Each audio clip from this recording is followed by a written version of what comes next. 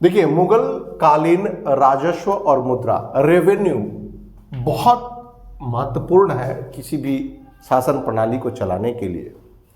और यहां पे थोड़ा टकसाल यानी कि करेंसी हम देखेंगे। तो सबसे पहले यहां पे राजस्व के बारे में, लैंड रेवेन्यू जो होता है वो किसी भी शासन को चलाने के लिए, अगर देश में जैसे कर देते हैं उसी तरह से, तो कर व्यवस्था हर एक शासन प्रणाली में कर व्यवस्था प्रचलित है। तो यहां कर की बात करते हैं तो ये प्रायः 1/3 से 1/4 लगभग सारे प्रकार के व्यवस्थाओं माने राजस्व व्यवस्था में रहता है। हम बात करते हैं मुगल कालीन में, तो आईने अकबरी के अनुसार, आईने अकबरी अकबरनामा को भी कहते हैं, यह अबुल फजल की लिखी हुई पुस्तक है जिसमें राजस्व का उल्लेख है। और वह कहता है कि 2 प्रकार के राजस्व उगाही होता था, एक सेंट्रल लेवल पर और दूसरा लोकल लेवल पर। तो केंद्रीय और स्थानीय आधार पर राजस्व वसूले जाते थे। अब यह राजस्व वसूलने के लिए मुख्य स्रोत था, वह था भूमि कर, भूमि कर, चुंगी कर। इस प्रकार से, जैसा कि दिल्ली सल्तनत में आप पहले भी पढ़े हैं कि जजिया, जिसे अकबर ने समाप्त कर दिया, जकात,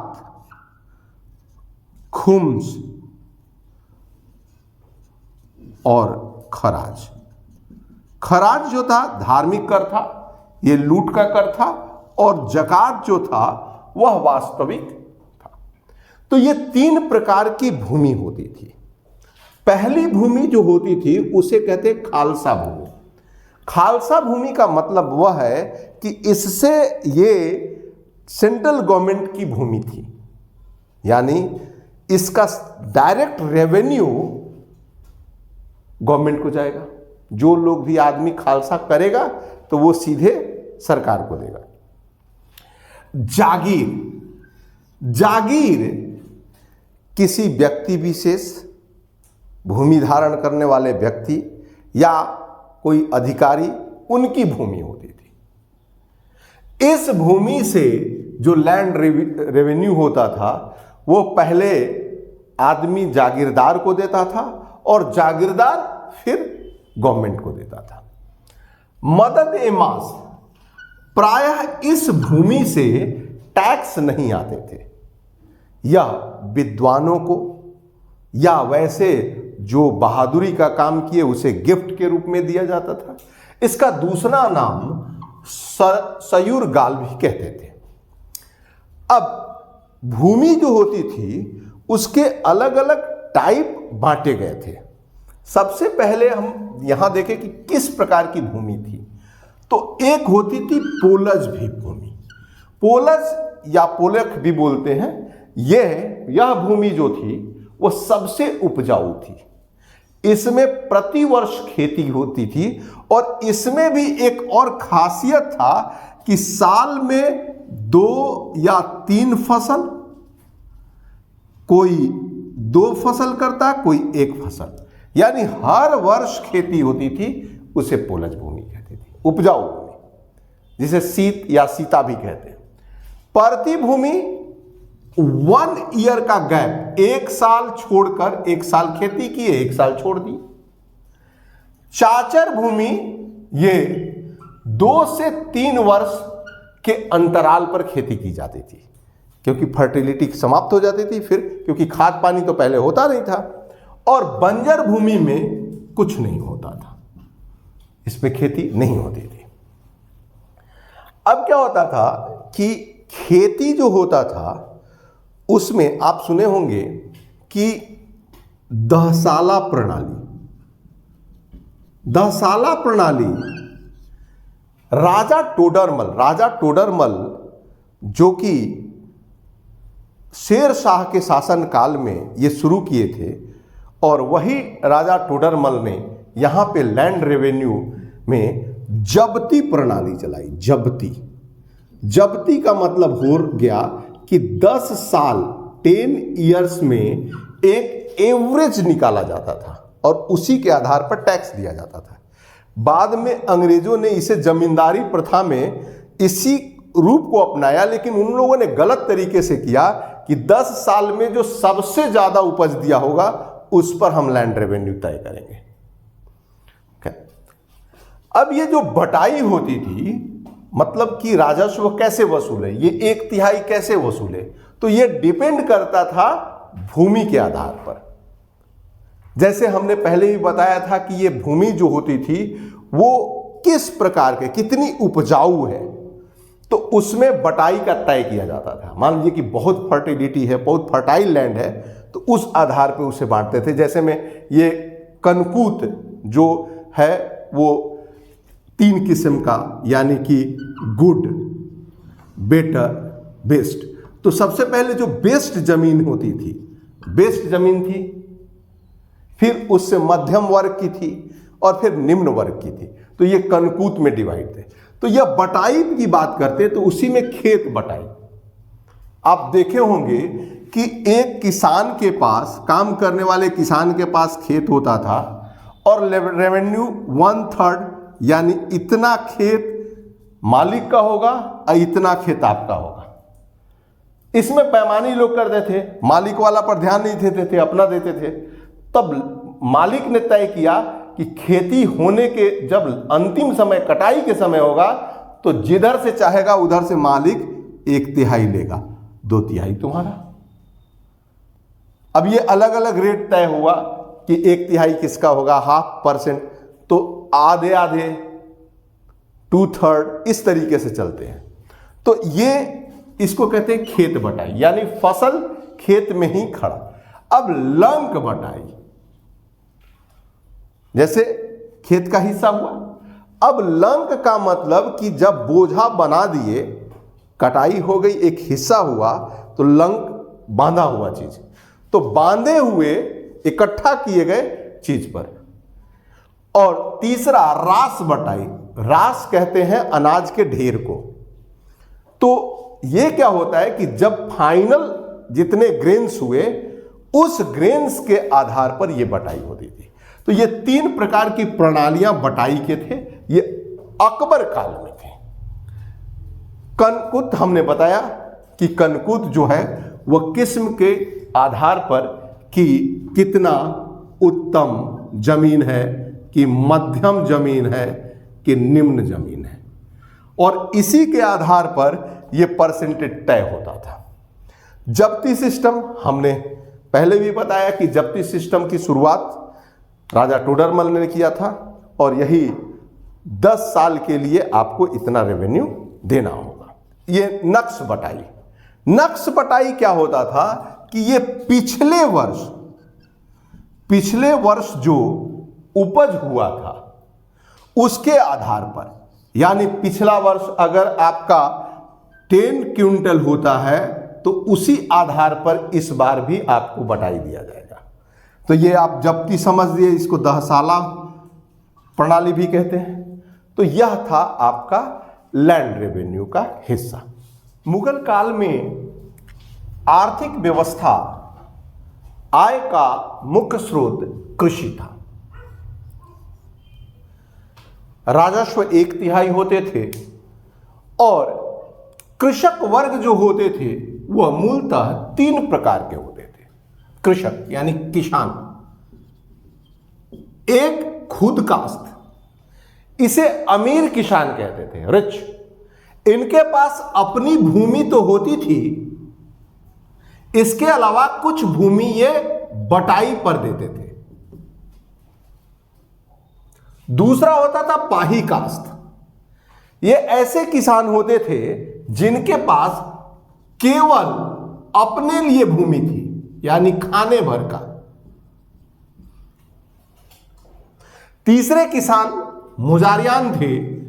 इन बेचारे के पास भूमि न के बराबर थी, रहने के लिए भी किसी दूसरे की भूमि पे रहते थे और यह मूलतः कृषक के जगह पे मजदूर थे और वास्तव में कृषि कार्य यही करते थे। आईने अकबरी के हिसाब से रबी और खरीफ टोटल 17 रबी फसलों का उल्लेख है, 17, और 26 खरीफ फसल थे।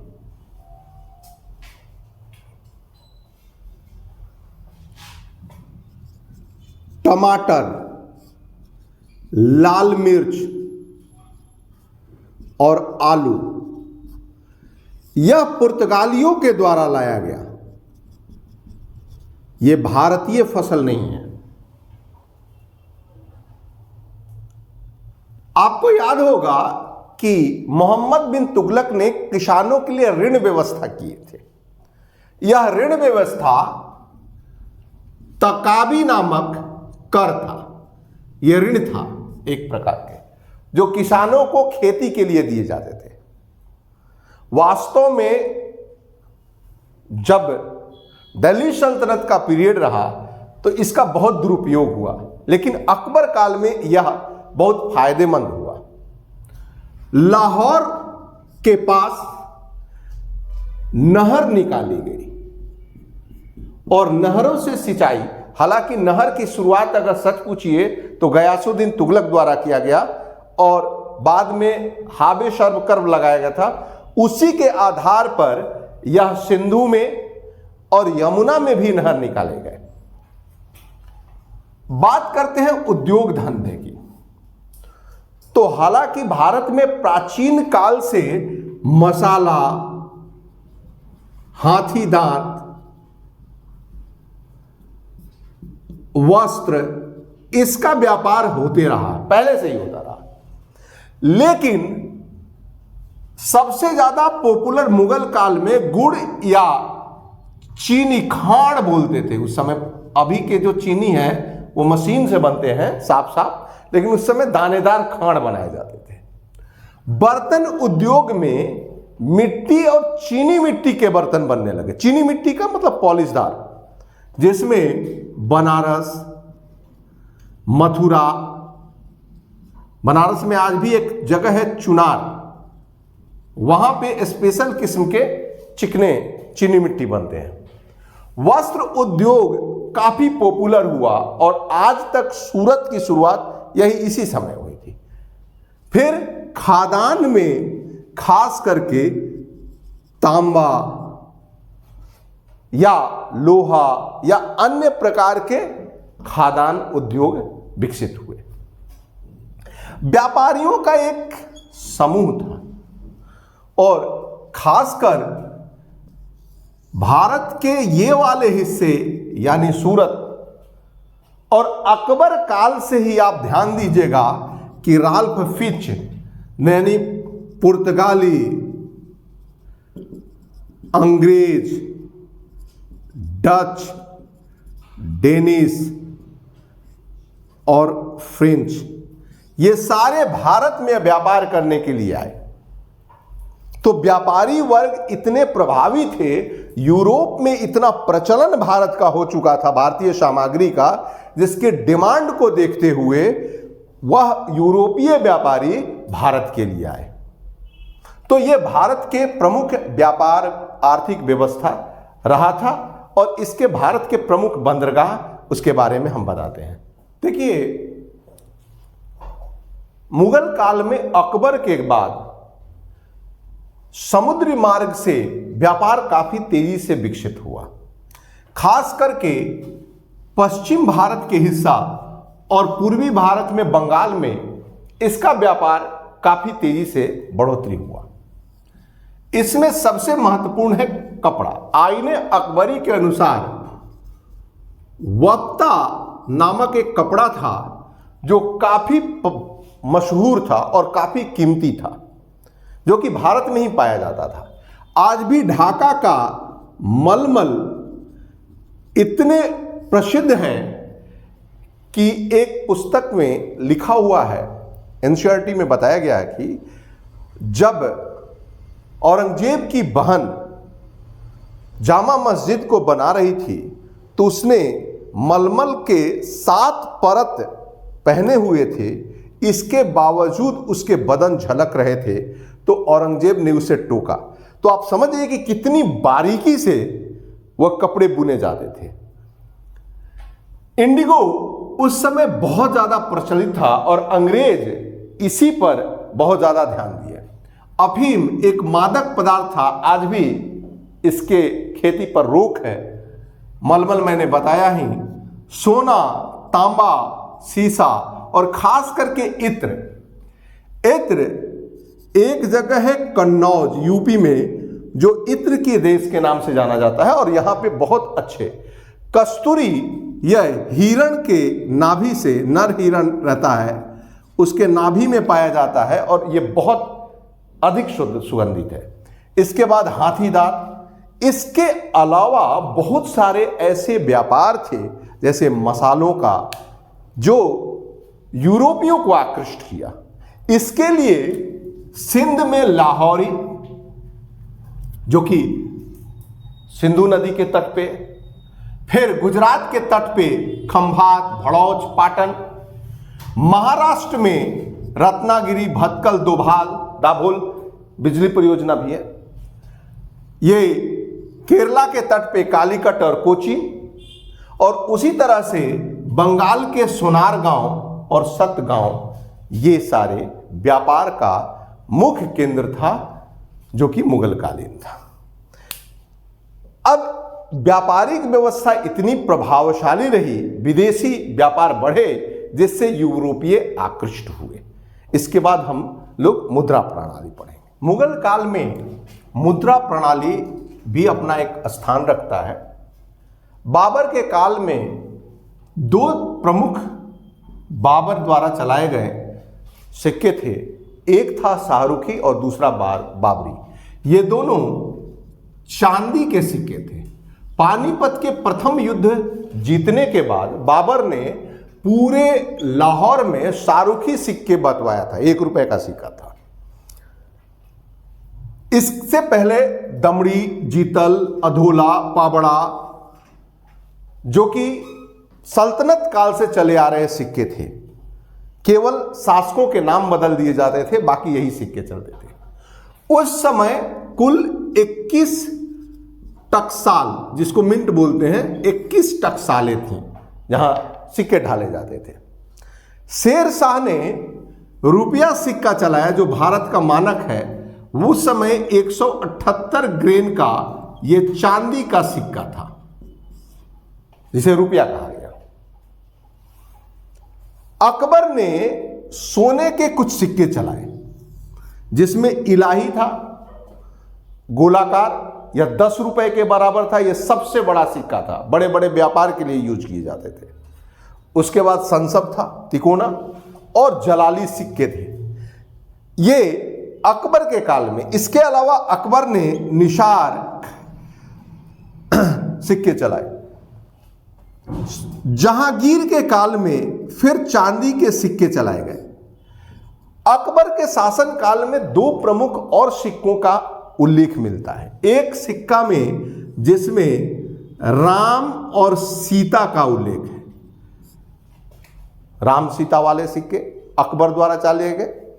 दूसरा एक सिक्का है जिसमें बाज की आकृति है, और तीसरा सिक्का में अल्लाहू अकबर यानी दीने इलाही का जिक्र है। तो ये अकबर कालीन ये सिक्कों का प्रचलित है। जहांगीर के काल में निसार, खैर काबुल और नूर अफसी चलाए गए। जहांगीर के एक चांदी के सिक्के में चूंकि शराब का शौकीन था, इसलिए प्याला का चित्र अंकित है। यह भी क्वेश्चन होता है। शाहजहां ने आना सिक्के चलाए। 4 आना 2 आना जो है वो शाहजहां काल में। सिक्कों का इतिहास यह है कि मुगल काल के सिक्के बहुत दिन तक चले गए और इसके बाद अंग्रेजों ने उन सिक्कों का परिवर्तन किया। तो सिक्कों से राम जानकी वाला सिक्का आता है जो कि इसके काल में, एक इलाही सिक्का, तो इसके अगले क्लास में हम आपको पढ़ाएंगे